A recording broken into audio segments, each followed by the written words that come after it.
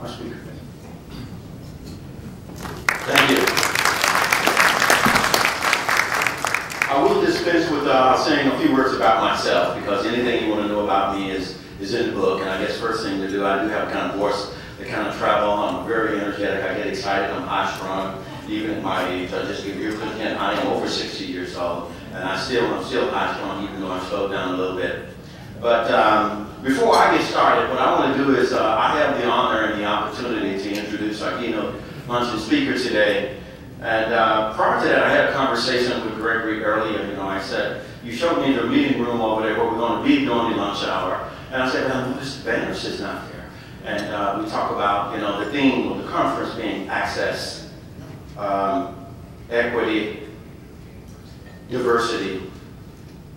And yet there's been a lot of conversations with individuals, even at my table here with John, that says there's a lot of discussion of whether or not affirmative action is today's terminology, is it still being used, and so forth and so on. So I'm not the speaker today, but before this gives an example of leading into speaker introduction, is that when you realize a lot of the things that we have, is there access today? Absolutely. Is it access at the levels that it could, should be? Probably not. It all depends on where you are contextually, in what state and what geographical area you may be in inside of that. Is there what we call, and you say equity? There may be equities from a percentage of representation standpoint, but even more so, this greater, more important than equity is equality. Because you can have equity and don't have equality on it. There's a big difference, big difference in being equitable and having equality. We all know that, in fact, that there is diversity. Okay, when we talk about diversity from a global standpoint, globalization, and even within our own organizations and companies as a whole. So is there, where does affirmative action comes in there? Yes, it would be great that if we could do ourselves out and governmental agencies out of the type of business that we're in.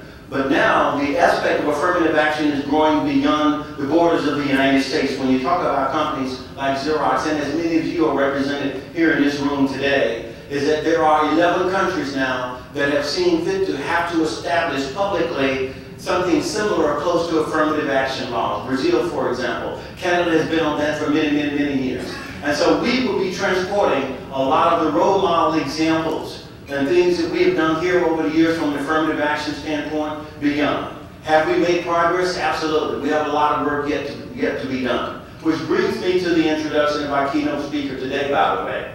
One of the things I want to talk about is that I always like to say that there's two types of individuals. Obviously there's more, and I don't want to do a labeling or nomenclature. There are pioneers and there are settlers. Pioneers are those individuals that go out and blaze the trails that others will follow.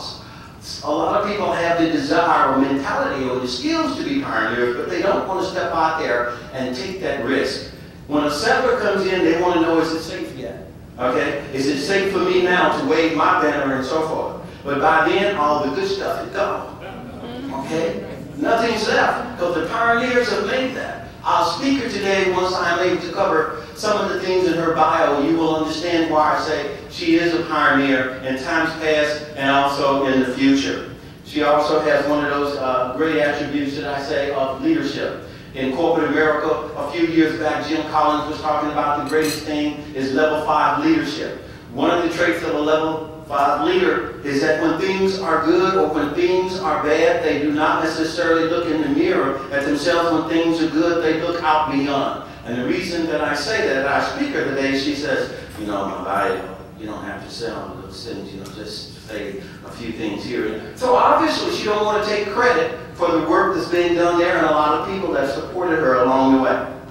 But with this, I'm going to get into bio. I'm not going to read everything that she requested because her accomplishments have been so long. And she's been involved in the type of work that you and I are now responsible for waving the banner. That it would take almost as long for me today to read her bio than her speech to you.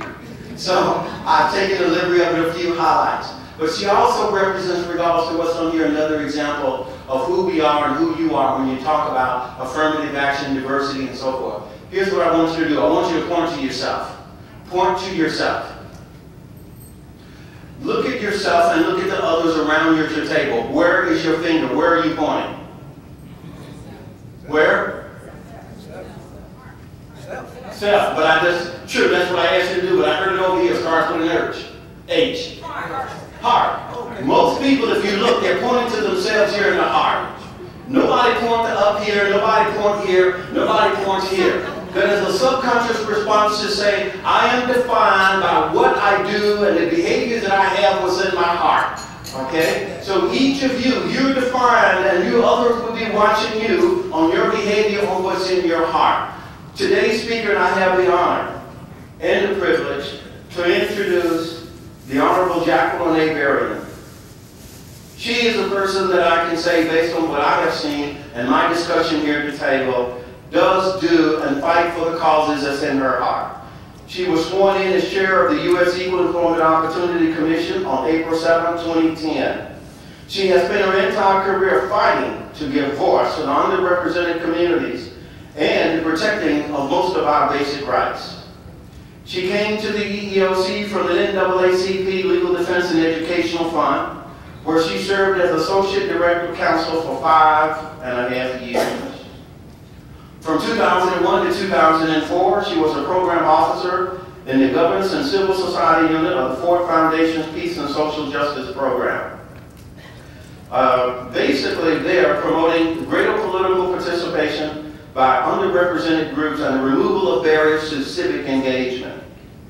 Before joining the Ford Foundation, she practiced civil rights law for more than 15 years. So obviously it's a demonstration of somebody who is not afraid to fight. And that's another example of a true pioneer. Between 1994 and 2001, she was an assistant counsel with the Legal Defense Fund, where she coordinated all of LDF's work in the area of voting rights and political participation, and represented voters in proceedings before the U.S. Supreme Court and the federal and state appellate trial courts. She is also a published individual. For those of academia, you know, in academia, I don't care how many degrees you have unless you're published. I don't value your opinion.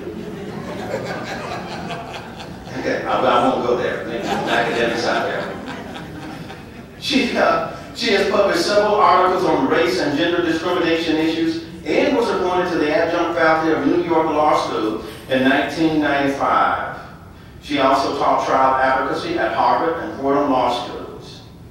And also, she is a graduate of Harvard Law, where she served as the general editor of the Harvard Civil Rights, Civil Liberties Law Review.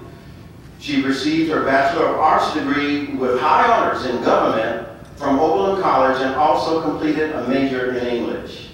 In her junior year at Oberlin, she received the Harry S. Truman Scholarship in recognition of her leadership potential and commitment to a career in public service.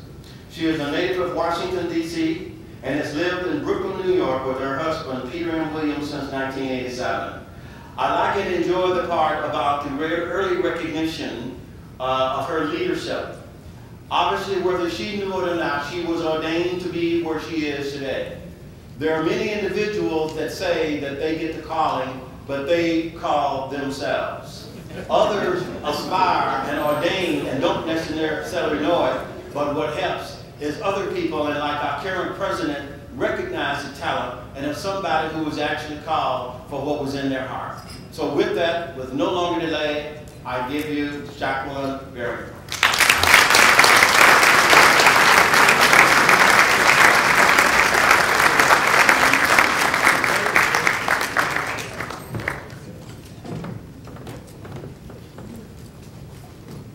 Thank you so much. That is definitely one of those introductions where wisdom would say, I should say thank you.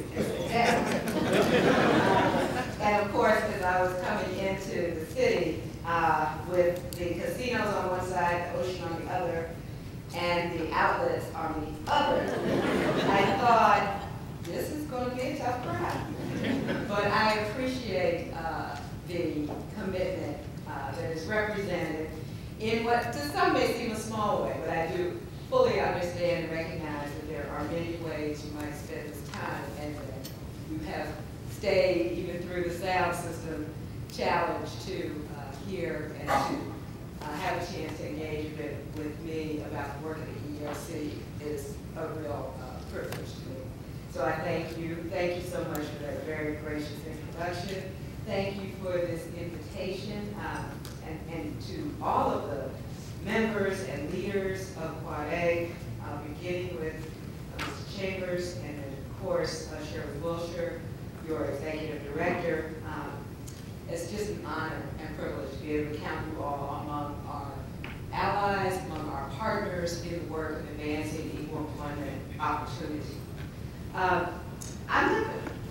This time last year, I spent a lot of time around the country, in part introducing myself to many of the key organizations in the equal employment community.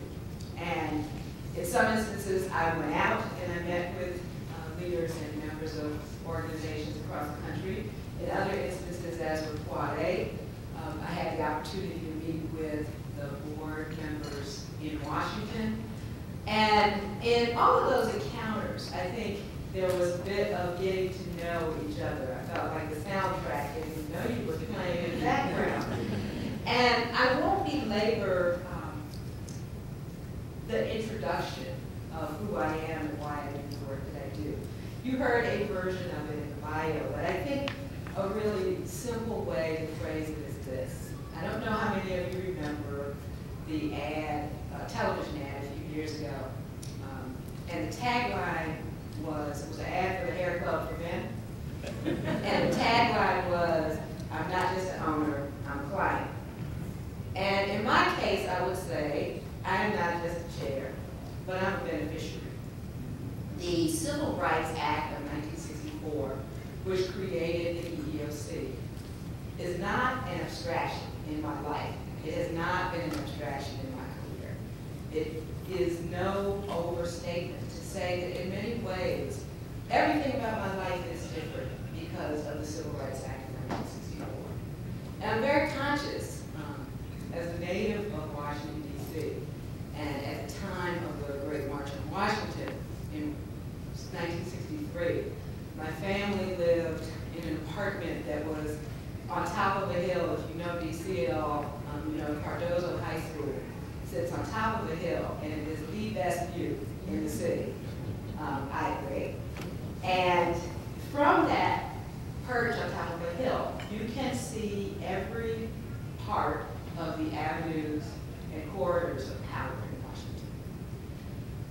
You can see the Capitol, and you can see the monument, and you can even see the White House off to the west.